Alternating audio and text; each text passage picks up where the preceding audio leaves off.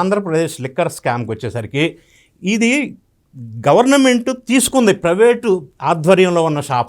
Reverse ఇక్కడ ఏం చేశారు, పాలసీ మార్చారు. ప్రభుత్వం గవర్నమెంట్ తీసేసుకుంది, షాపులన్నీ గవర్నమెంట్ నడిపించింది. దానికి రివర్స్ ఒకటి. రెండోది, నకిలీ మద్యాన్ని ఏరులై పారించింది. అంటే లంచాలు ముడుపుల రూపంలో రావటం కోసం వీళ్ళు ఇష్టం ఉన్న కంపెనీకి ఆర్డర్ ఇవ్వటం, వాళ్ళ చేత నకిలీ మద్యాన్ని తయారు చేయించటం. సేమ్ సౌండ్ బ్రాండ్ అంటారు.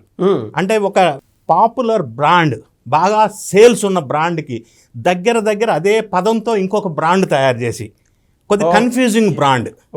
దాని ద్వారా ముడుపులు తీసుకున్నారు, పిచ్చి మద్యం.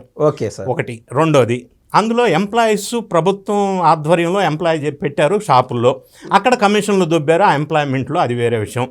రెండోది ఏం చేశారు, ఈ పర్టికులర్ ఎవరైతే వీళ్ళ మనుషుల ద్వారా డిస్టిలరీస్ని తయారు చేయించారు మద్యం.